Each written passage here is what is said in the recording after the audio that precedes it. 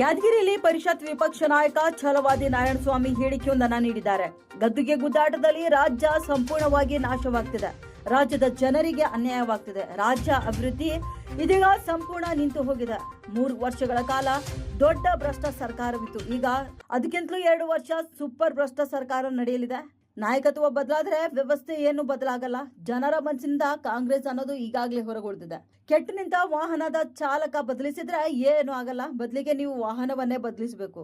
BJP ಹೊಸ ವಾಹನದೊಂದಿಗೆ ಬಂದು ರಾಜ್ಯದ ಅಭಿವೃದ್ಧಿ ಮಾಡುತ್ತೆ. ನಿನ್ನೆಯಿಂದ ಶಿಕ್ಷಣ ಇಲಾಖೆಯಲ್ಲಿ ಅನೇಕ ವರ್ಗಾವಣೆ ಕೂಡ ಆಗ್ತಾ ಇವೆ. ಆಡಳಿತ ಸರ್ಕಾರವಿಲ್ಲ ಆದ್ರೂ ಕೂಡ ವರ್ಗಾವಣೆ ಆಗ್ತಿವೆ. ಇನ್ನು ಹಣ ತೆಗೆದುಕೊಂಡು ವರ್ಗಾವಣೆ ಮಾಡ್ತಾ ಇದ್ದಾರೆ. ಅಧಿಕಾರಿಗಳೇ ಹಣ ತೆಗೆದುಕೊಂಡು ವರ್ಗಾವಣೆ ಮಾಡ್ತಿದ್ದಾರೆ.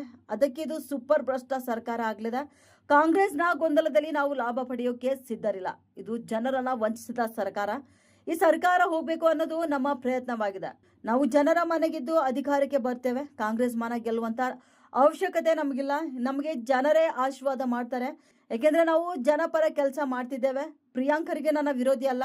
ಪ್ರಿಯಾಂಕ್ ಏನೇ ತಪ್ಪು ಮಾಡಿದ್ರು ಕೂಡ ಅದನ್ನು ನಾನು ವಿರೋಧಿಸ್ತೇನೆ. ಬೇರೆ ಯಾರು ತಪ್ಪು ಮಾಡಿದ್ರು ಕೂಡ ಅದನ್ನು ಕೂಡ ನಾನು ವಿರೋಧಿಸ್ತೇನೆ. ಏಕೆಂದ್ರೆ ನನ್ನ ಸ್ಥಾನವೇ ಅಂತಹದ್ದು ಎಂದು ಯಾದಗಿರಿಯಲ್ಲಿ ಪರಿಷತ್ ವಿಪಕ್ಷ ನಾಯಕ ಛಲವಾದಿ ನಾರಾಯಣಸ್ವಾಮಿ ಹೇಳಿಕೆಯೊಂದನ್ನು ನೀಡಿದ್ದಾರೆ. ರಾಜೀನಾಮೆ ಕೊಟ್ಟ ಮೇಲೆ ಅದೆಲ್ಲ ನಡೀಬೇಕು, ಅದು ಪ್ರಕ್ರಿಯೆಗಳು. ಅದರ ಬಗ್ಗೆ ನಮ್ಮದೇ ಯಾವ ಅಭಿಪ್ರಾಯಗಳು ಇಲ್ಲ. ಆದರೆ ಇವರ ಗದ್ದುಗೆ ಗುದ್ದಾಟದಲ್ಲಿ ಸಂಪೂರ್ಣವಾಗಿ ರಾಜ್ಯ ನಾಶವಾಗ್ತಾ ಇದೆ. ರಾಜ್ಯದ ಜನರಿಗೆ ಅನ್ಯಾಯ ಆಗ್ತಾ ಇದೆ. ರಾಜ್ಯದ ಅಭಿವೃದ್ಧಿ ಸಂಪೂರ್ಣವಾಗಿ ನಿಂತು ಹೋಗಿದೆ. ಅಂದರೆ ನಿಂತು ಹೋಗಿದೆ ಅಂತಂದರೆ ಪ್ರಾರಂಭನೇ ಆಗಿಲ್ಲ ಈ ಸರ್ಕಾರ ಬಂದ ದಿನದಿಂದ.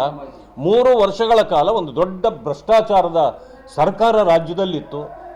ಈಗ ನನಗೆ ಅನಿಸೋದು ಭ್ರಷ್ಟಾಚಾರದ ಸರ್ಕಾರ ಹೋಗಿ ಈಗ ಸೂಪರ್ ಭ್ರಷ್ಟಾಚಾರದ ಸರ್ಕಾರ ಬರ್ತಾ ಇದೆ ಈಗ ಅಂತ.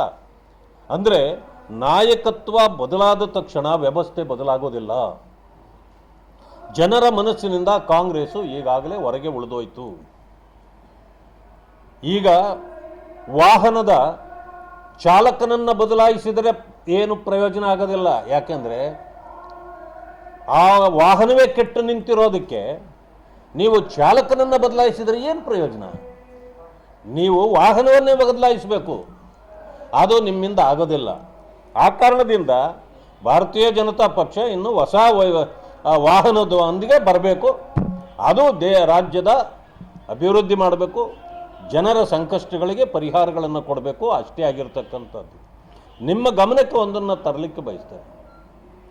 ಇವತ್ತು ನಿನ್ನೆ ನೀವು ನೋಡಿರ್ಬೋದು, ಅನೇಕ ಟ್ರಾನ್ಸ್ಫರ್ಗಳ ಲಿಸ್ಟ್ಗಳು ಹೊರಗಡೆ ಬರ್ತಾ ಇದೆ.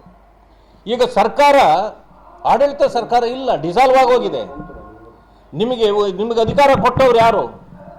ಎಜುಕೇಷನ್ ಡಿಪಾರ್ಟ್ಮೆಂಟ್ನಲ್ಲಿ ಈಗಾಗಲೇ ನಿನ್ನೆಯಿಂದ ಯಾರ್ಯಾವುದು ಬರ್ತದೋ ಪಟ್ಟಿ ತಗೊಂಡು ಹಣ ತಗೊಂಡು ಟ್ರಾನ್ಸ್ಫರ್ಗಳು ಮಾಡ್ತಾ ಇದ್ದಾರೆ.